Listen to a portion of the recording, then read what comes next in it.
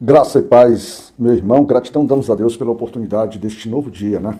E nele nós pararmos para poder fazer as nossas meditações no livro do Senhor.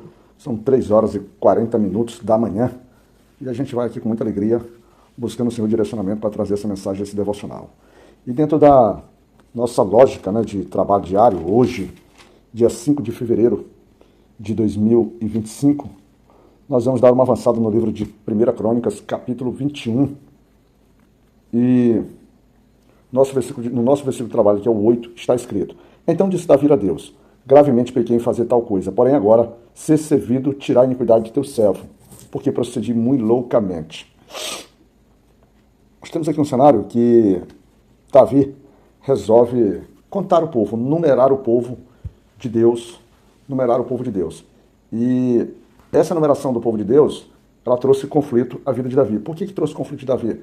Porque, inicialmente, foi algo que chamou bastante a atenção de Joabe, que recebeu a ordem de fazer essa contagem, junto com os outros generais do exército, mas ele não viu isso de uma forma muito positiva. Não viu. Por quê? Porque, na realidade, dentro da cultura desse povo, a cultura judeus, as pessoas elas deveriam contar aquilo que efetivamente pertenceu a si. E a ideia aqui centrada durante todo o povo é que durante as narrativas bíblicas, as vezes que foram contados o povo, ali quando eles saíram ali do Egito, depois ali com Josué, né? É quem manda contar o povo, é o próprio Senhor, é quem é dono do povo, a quem pertence o povo. Ou seja, você não conta, não tem uma ideia de quem manda contar, é quem não é o dono. Mas o que nós vemos aqui no cenário é que Davi, por estar ali das suas lutas e vencendo ali suas lutas, ele em algum momento, muito provavelmente, ele se enche de vaidade. Ele se enche de repente, olhar o que está acontecendo e dizer assim: nossa, como meu exército é poderoso, como eu tenho homens que aterrorizam, homens que intimidam, homens que fazem com que eu seja temido. Muito provavelmente esse é o sentimento que a gente pode perceber, e não um sentimento de agradar ao Senhor e de cumprir uma determinação do Senhor. A gente sempre, quando fala de Davi, a gente faz a lembrança que Davi é um homem segundo o coração de Deus, porque isso foi dito pelo próprio Deus. E a gente então vê aqui que um homem segundo o coração de Deus cumpre uma tarefa ou faz algo que, na verdade, não vem do coração de Deus, isso aí. E nessa narrativa, o interessante é que nós temos um texto paralelo a esse, que está em 1 Crônicas, capítulo 21, é o que se encontra lá em 2 Samuel, capítulo 24. Ou seja, a história que nós trazemos aqui, ela também é trazida lá em 2 Samuel, versículo 24. E é interessante você dar uma passada nela para que você possa perceber as nuances como a história é tratada. Lá nesse capítulo de 2 Samuel, capítulo 24, lá no versículo 1 diz assim: E a ira do Senhor se tornou a ascender contra Israel, e ele incitou a Davi contra eles, dizendo: Vai, numera Israel e ajudar. Certo? Você vê que claramente, aqui nessa passagem, nós temos que e a ira do Senhor se tornou a ascender contra Israel. Ou seja, o Senhor, logo no capítulo inicial, você vê que o próprio Deus tem uma ira que se levanta contra Israel. Mas lá no capítulo que nós estamos estudando hoje, o capítulo 21 de Crônicas, quando começa no seu versículo 1, diz assim: Então Satanás se levantou contra Israel e incitou Davi a numerar Israel. Então a gente já tem assim um versículo que nos aparenta que é o Senhor que já se levanta ali, e logo mais na frente o Senhor, vamos dizer assim, aquilo não agrada ao Senhor, porque o próprio Senhor incita, faz com que Davi faça o uso, e no segundo tem que é o que nós estudamos, que Satanás ela dá origem, e aqui nesses versículos, nesses confrontos de versículos, é sempre natural, você pode ver a própria ação de Deus, o próprio desejo de Deus, o controle daquilo que ele estabelece, e tem um propósito maior, se a gente for perceber, porque lá na frente, quando ele faz isso, tem um propósito maior, porque aqui, na verdade, você vê que é o controle de Deus sobre tudo, a própria manifestação dele, permitindo, ou seja, a sua ira permite com que Satanás se levante, seja utilizado para que, na verdade, Davi é levado, ou seja, se torna um coração naquele momento mais propenso a, vamos dizer assim, a ter o seu relacionamento, talvez, questionado a sua vontade de um homem que não fazendo exatamente o que o Senhor determina ali, mas o Senhor vai usar essa situação para poder trabalhar na vida de Davi. E o interessante é que Davi aqui está, e quando ele joga isso para que o seu general Joabe faça isso, e Joabe, quando se posiciona, Joabe, ele diz lá no versículo 3 assim: Por que procura isso, meu senhor? Porque isso seria causa de delito para com Israel. Você chamando a atenção que aquilo é uma atitude que não agradaria ao Senhor. Tem uma referência de um texto sobre contagem ali lá em Êxodo, capítulo 30, versículo 12. É bom que você leia ali para que você possa referenciar um pouco. Mas mesmo assim a vontade de Davi se sobressai sobre Joabe.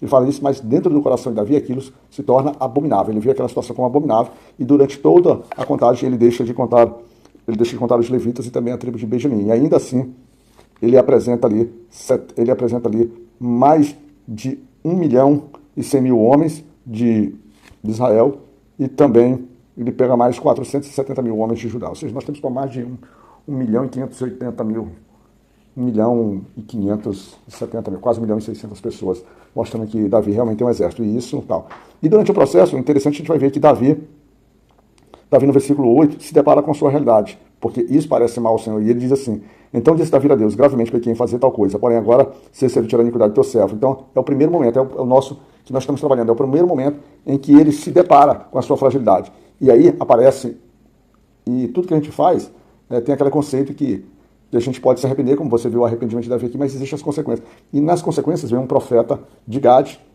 e traz 3 situações em que Davi deveria escolher para que o Senhor pudesse manifestar, vamos dizer assim, o resultado da consequência aí. Ele diz assim, ele poderia escolher 3 dias de fome sobre o seu povo, ele poderia escolher 3 meses de perseguição de seus inimigos sobre o povo ali, ao vencendo, ou seja, o povo judeu sendo escorraçado, sendo corrido, e ele também poderia escolher 3 dias de peste, porque o Senhor.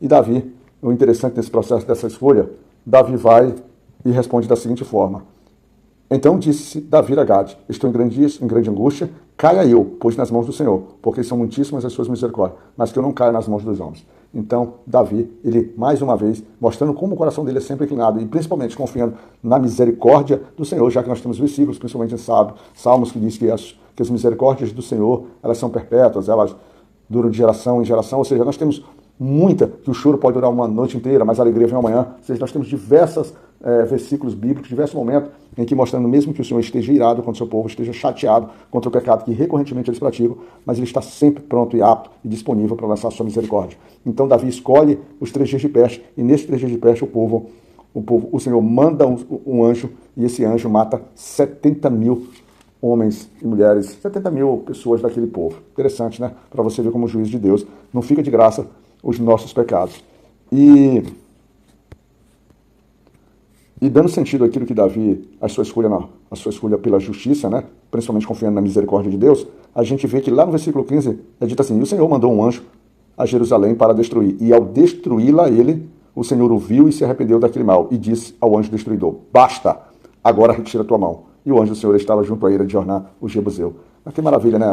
É o pai que corrige o filho. Eu tenho certeza que na nossa vida prática, você que é pai, quando está corrigindo seu filho, você não tem prazer nessa correção. Você vê que é necessário, você toma atitude, mas tão logo possível você alivia sua mão sobre o seu filho. Afinal de contas, você não quer destruir, você quer corrigi-lo, você quer com que o seu filho possa andar verdadeiramente no caminho dos ensinos que você propõe para ele.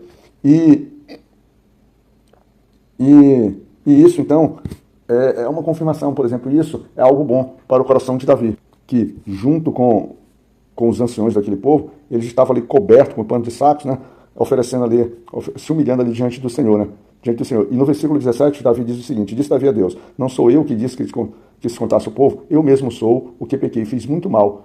Mas estas ovelhas, o que fizeram? Senhor meu Deus, seja a tua mão contra mim e contra a casa de meu pai, e não para castigo do teu povo. Ou seja, você vai vendo que dentro dessa narrativa, Davi, pelo menos por 3 vezes, não só se arrepende, quando ele vai reconfirmando, tomando atitude de confirmação, a ponto de chamar para si, dizer assim: não, quem merece o castigo sou eu. E você vê que Davi é líder e o castigo nunca está caindo em cima dele de fato, está caindo sempre em cima do seu povo. E isso dói no seu coração, isso lhe traz um arrependimento verdadeiramente. E o bom, que a alternativa que o Senhor nos dá, é pedir para que Davi vá até a eira de Ornã, né, local lá em Jerusalém, que é praticamente o mesmo local em que Isaac ia ser sacrificado por Abraão, que a gente chama do Monte Moriá, e nesse que a gente chama aqui, Eira de Ornã, e lá em 2 Samuel é chamado de Eira de Araúna, ou seja, são nomes diferentes para o mesmo lugar, e aí nesse lugar, que era um local próprio para sacrifícios, próprio ali para trilhar bois, trilhar a lavoura, e Davi recebe uma ordem para que subisse ali e levantasse um altar do Senhor na Eira de Ornã. E Davi aceita isso, e Davi lá ao chegar, encontrar-se com Ornã, né? Ornã, seus filhos, ele chega lá, ele como rei, ele não se aposta do coisa, pelo contrário, Ornã ao chegar e ver o rei Davi, e Davi lhe propõe comprar naquele local, Ornã coloca o local de disponibilidade, e além de dar o local de disponibilidade, o interessante é que Ornã não simplesmente dá esse local, se prostrando ao rei. Ornã diz assim, ó, lá no versículo 23, então disse Ornã a Davi, toma para ti e faça o rei, meu senhor dela, o que parecer bem aos seus olhos. Eis que dou bois para holocaustos e os trilhos para a lenha, e o trigo para a oferta de manjares, tudo dou. Ou seja, Davi encontra no coração daquele homem alguém que compreende a proposta, compreende a necessidade, compreende a missão de Davi e ele quer participar, ele quer fazer parte do processo. É como, por exemplo, aqueles que saem aí pelo mundo para levar a palavra do Senhor e você que não tem tempo, não tem disponibilidade ou não tem talento, não é tua missão, não é teu chamado, mas a tua chamada você participa da obra do Senhor, ofertando, apoiando, dando suprimento, ou seja, sendo mão de sustentação por meio do Senhor na vida daquele irmão. Esse aqui, ele quer também ter o seu nome, vamos dizer assim, dentro do propósito, como a gente está vendo o nome dele aqui dentro da própria Bíblia. Não que o coração dele busque isso, mas que o coração dele efetivamente é alguém que consegue entender propósitos do Senhor ali no chamado ou nação de Davi. E apesar dessa generosidade, dessa disponibilidade de Ornã, Davi responde que não aceitaria e queria comprar pelo preço justo aquele local. Ou seja, que ele, como rei, que tinha todas as condições, não iria oferecer nada para o Senhor que não lhe custasse sacrifício. Ou seja, que as coisas dadas para o Senhor deveria haver de sacrifício. Aqui nos remete àquela mulher com aquela moedinha, quando ela dá lá no Novo Testamento, em que Jesus diz que aquela dali deu mais do que todos, porque ela tirou do próprio sustento para dar ao Senhor. Ou seja, mostrando que a sua confiança estava acima da sua necessidade. E então, Davi edifica ali um altar ao Senhor, né? Oferece os holocaustos e o fogo vem dos céus, ou seja, a confirmação. E o fogo, você sabe que era a confirmação, né? Holocausto, altar, o interessante que aparece na Bíblia, é sempre como sacrifício. As nossas igrejas falam muito em altar, mas talvez uma concepção muito de quando a gente entrega a nossa vida ali no altar, esperando bênçãos ou coisas semelhantes. Quando a gente vê aqui, por diversas vezes, dentro do Velho Testamento, o altar é algo que vai ser consumido, mesmo que seja oferecido ao Senhor, mas o altar, como vem com fogo, é como se viesse a própria justiça de Deus consumindo assim, entre aquilo que ele vai se agradar. Então a gente tem que tomar muito cuidado assim, quando a gente fala em relação ao altar, nos nossos propósitos, ele em relação ao altar. E o que é interessante é que neste lugar, ele vai agora ser, vamos dizer assim, que há um propósito de Deus para a utilização desse lugar, da preparação desse lugar, mesmo que nesse momento a gente não vamos dizer assim, compreenda de um primeiro propósito, não está em si revelado 100% aqui. Mas e o interessante de tudo isso é que apesar desse altar feito ali, mas o local de adoração, o local de sacrifício era lá em Gibeão. E o texto bíblico termina com o versículo 30, que diz assim, não podia Davi ali consultar o Senhor, porque ele estava aterrorizado por causa da espada do anjo do Senhor. Lembrando que nesse exato momento, Deus já havia dado, nesse exato momento lá do altar, do oferecimento de Davi ali, da adoração do seu sacrifício, né, que ele coloca ali, o anjo do Senhor já havia guardado sua espada, mas a imagem da espada, a imagem da possibilidade da justiça do Senhor sobre a vida de Davi, sobre aquele povo, deixa Davi tão impressionado que ele se vê incapaz, ele se vê aterrorizado, ele se vê efetivamente consciente de que a justiça de Deus é algo que nós não devemos brincar. E aí, nesse ponto, eu quero finalizar sempre dizendo, meu irmão, meu querido e amado irmão que escuta esse devocional, não brinca de apenas ouvir a palavra de Deus. Tenha um encontro verdadeiro e fiel. Entrega a tua vida ao Senhor, confessa os teus pecados, aceita o sacrifício de Jesus e vai descansar nele, para que você não viva aterrorizado, como Davi aqui termina esse devocional nesse momento. Mas mesmo havendo alegria, mesmo havendo a consciência do seu sacrifício que ele ofereceu foi aceito pelo Senhor. Tá bom? Na graça de Deus Pai Todo-Poderoso, fica na bênção desse dia, nessa quarta-feira maravilhosa, que Deus possa estar contigo, comigo e que Deus nos cuide.